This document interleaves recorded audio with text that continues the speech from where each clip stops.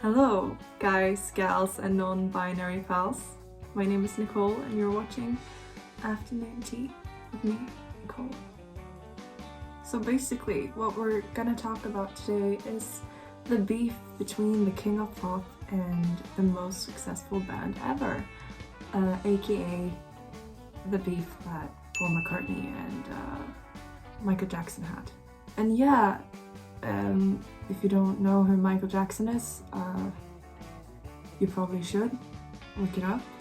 And Paul McCartney, you should also know who that is.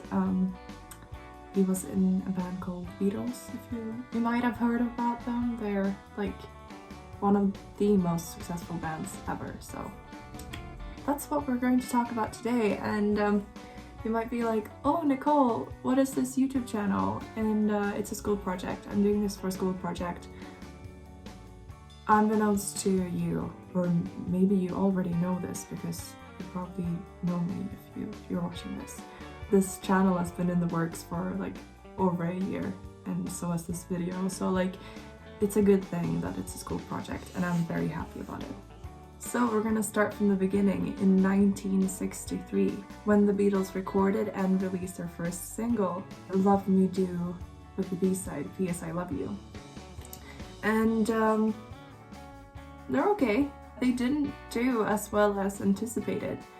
And George Martin, who was the producer for the Beatles, he was in the studio and made the music with them. He was like, oh, that's not too good. And he talked to their manager, Brian Epstein. So George was like, hey Brian, the publishers of EMI, where he worked, they aren't that good. Like, they could have pushed this single more, but they didn't. So I know this guy, you should talk to him and he can help you. And Brian was like, yeah, cool, that's good. Because like, the Beatles were great and everyone that had heard them knew that. Like, they were basically the One Direction of their time. Thing was that since George Martin worked for EMI, he couldn't be like, oh, you should get another publisher, because like they were his colleagues and stuff. So George Martin was like, Brian, go to this guy I know, Dick James, and give him their second single, Please Please Me, Ask Me Why. And Brian was like, okay, I don't really know this guy though, but he trusted George, so he went to Dick James's office. And he was still a bit reluctant when he got there. He was like, I don't know, and his feeling was right, but they wouldn't know that until later. And when he got to the office, he was like, hi, I'm Brian, I'm George's friend. He told me to come to you. I have this group that I manage and I want to make them well known. And Dick James is like, yeah, that's cool. Let me have a listen. So he listened to the single whilst Brian was still in the office. When he had listened to the single, he picked up the phone and he was like, hey Philip, I have a group here and they're great and you should put them on your show. And hung up. And this Philip guy was Philip Jones, who was a producer of the television show Thank Your Lucky Stars, which was basically like a music show. And if you were on the show, like, you would make it, basically. So he managed to get the Beatles a spot in the first 5 minutes. He was their publisher. So Brian was like, you're cool. He wasn't so cool. So then Dick James was like, oh, we should start our own publishing company because then we'll make more money. And like, the band, they were like, yeah, we should do that. We want to make money. Like, everyone wants to make money, obviously. The thing was though, they didn't read the contracts. And at this time in 1963, the only ones in the band that actually wrote songs and like could take credit for songs were John Lennon and Paul McCartney. And they didn't read their contracts because Brian had given them to them. And they were like, yeah, we trust Brian, he's a good guy. So they signed, and they didn't know what was on the contracts that they signed, which is so stupid. So like, if you take anything from this video, it is read your contracts, because you never know if you have a Dick James around. So both John and Paul thought that they would have the entire company for themselves. Like they would make all the money. They would essentially just like make the money that they deserved since they wrote the songs, you know? The thing was though, in their contracts, it said that they would get 20% each.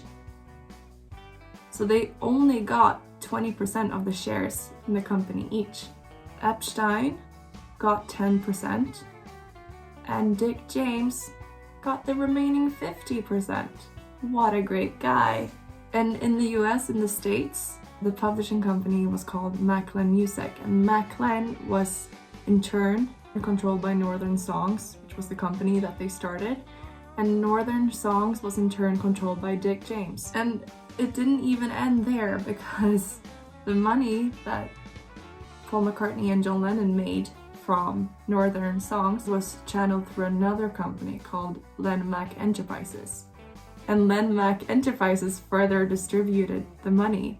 So from Len Mac, Paul and John only got 40% each, and the 20 remaining percent went to NEMS, which stands for North End Music Stores, which was owned by Brian Epstein. So that was fantastic, great, awesome, wow.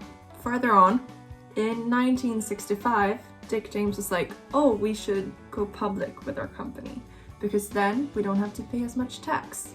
And since basically the money that the Beatles made just like disappeared because they were paying tax and they didn't have enough shares in their company, they were just like, yeah, sure, we'll make more money. So Dick James was like, oh, we should make the company go public, so we'll sell shares and then we don't have to pay as much tax. Anyways, 1,250,000 shares were sold on the London Stock Exchange, and each share was worth 17 pence a piece, but they were sold for 66 pence, and that was quite a big markup and was quite frowned upon.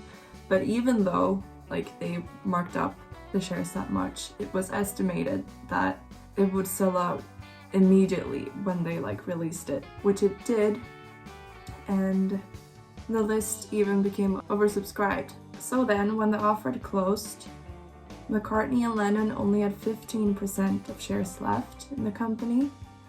NEMS had 7.5% of that. James had 37.5%, and George Harrison and Ringo Starr, the other two Beatles, they had a total of 1.6%. And around this time, Paul McCartney and John Lennon renewed their contracts with Northern Songs, binding them and their music to the company until 1973. So everything that they made would have to go through Northern Songs. And Dick James even took out life insurance on both Paul McCartney and John Lennon so that he would make money off of their songs even if they died during that time. Nice guy. George Harrison and Ringo Starr were signed as songwriters, and their renewed contracts ran out in 1968, and that's when they started publishing their songs through their own companies that they started around that time. Harrison had founded Money York Limited in 1964 and started publishing with that company in 1968 when he had switched names to Harry Songs. And Ringo Starr founded Startling Music in 1968. And so in 1967, Brian Epstein, the band's manager, was found dead of an overdose in his apartment. When the band found themselves without a manager, they didn't know what to do, and Paul and John tried to renegotiate their publishing deal with Dick James. It didn't work out, and it actually soured their relations even more, which is why in 1969 that Dick James sold his shares of the company without telling either Paul or John about it. John Lennon actually found out by reading in a newspaper during his honeymoon with Yoko Ono that Dick James sold his shares to ATV Music, and he immediately called Paul about it. And ATV Music actually tried to buy Paul and John's shares as well, but they turned down the offer at first because they tried to buy back the shares of Northern Songs that Dick James has sold to ATV. They were kind of screwed over by the whole setup, and they ultimately decided to also sell their shares to ATV Music and only kept their songwriting shares since they actually made the songs themselves. And this is when this beef starts. Because Paul McCartney and Michael Jackson had actually made a few songs together. The Girl Is Mine, Say, Say, Say, like, they're good, they're bops. And so, like, they were friends, and Paul, trying to, like, mentor this young Michael Jackson, said to him, like, oh, Michael, if you ever want to invest in something, buy songs, like, buy the rights to songs. And he showed him, like, his whole library of songs that he made money from. And Michael was like, yeah, that's a really good idea. That's so smart. And so one day, I could have made this up, but I don't think so, because I feel like I've seen an interview with this. I'm not 100% sure about it though, but I feel like I've seen it. I might be able to find it, but I don't know. Anyways, this is what I picture in my head at least. So the thing was that ATV went up for sale, and Michael had a lot of money at the time, so he bought it. Like, he bought the entire 4,000 song catalog, including 250 Lennon McCartney songs, which was the songs that John Lennon and Paul McCartney wrote during the Beatles.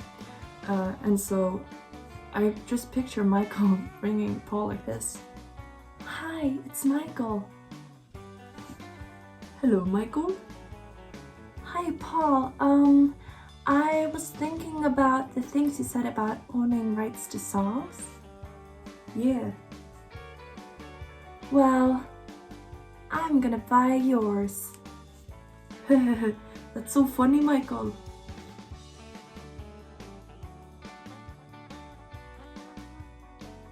That's at least how I picture the conversation going. And then, like I said, he bought the company. And Paul wasn't happy about this because he, of course, wanted to own the rights to his own songs. Like, he wanted to make money off of the things that he had written and made. But now Michael Jackson would do that, and Paul couldn't do anything about it. In 1995, Jackson actually faced some financial issues, and he sold half of ATV to Sony for $100 million. And now Michael and Sony owned Sony, like, you know, the company Sony, not Sharon Sony. I just felt like I had to clarify. Now Michael and Sony owned 50% of the shares each, so still a lot of songs. Like, he made a lot of money from the songs, but you know. And then in 2006, Michael Jackson faced even more financial issues, and Sony bought half of his remaining shares to ATV. So now Sony owned 75%. And the New York Times valued the entire catalog at around $1 billion. That, my friends, are a lot of money for songs. Like, imagine how much money goes into this business. It's crazy.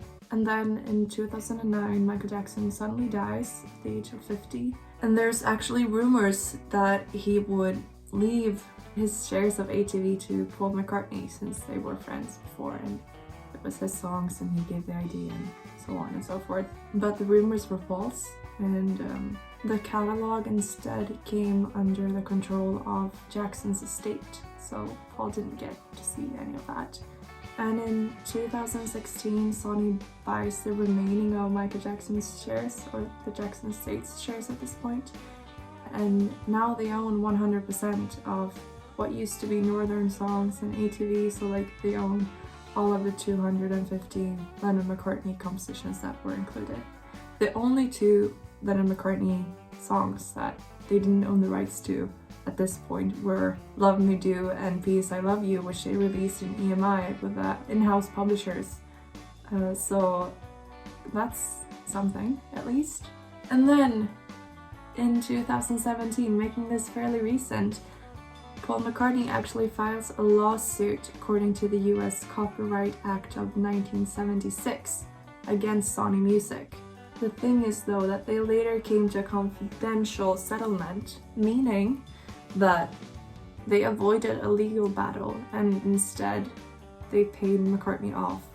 And I'm kind of sad about that because, like, imagine what a huge impact that would have made on the music industry if someone that's such a legend and got so screwed over in the beginning, like, actually regain the rights to his own songs, you know? Yeah, but that's basically all I had to tell you for today. I hope you listened to it all, or like you don't have to, but it's fun if you did, and you hopefully learned something new. I sure did researching this, so yeah, thank you for watching, and hope I'll see you in the next video. Bye!